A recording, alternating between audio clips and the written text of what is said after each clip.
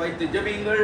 ஆண்டவர் உங்களை இது போல அநேக திருமண நாட்களை கண்டு கொண்டு இன்னும் எல்லாம் ஆசீர்வாதத்தை உங்கள் குடும்பத்திற்கென்று வைத்திருக்கின்றாரோ, யாரு தடை செய்தாலும் அதை தடை பண்ண முடியாது இல்லையா?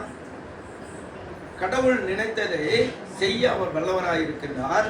தடுத்து நிறுத்துவதற்கு ஒருவருக்கும் அதிகாரம் இல்லை. ஆண்டவர் செய்ய நினைத்தது மாறாது, தடைப்படாது.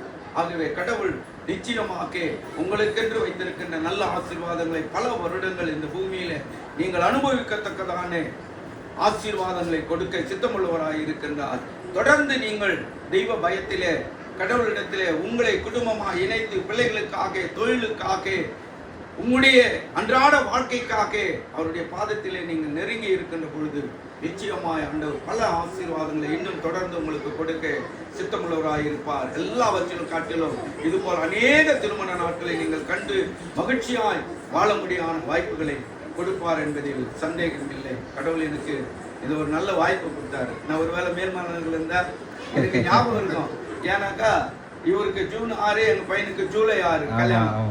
அது ஞாபகம் இருந்துக்கிட்டே இருக்கும், எனக்கு ஞாபகம் இருந்துக்கிட்டே இருக்கும். ஆனா மறக்க மாட்டேன்.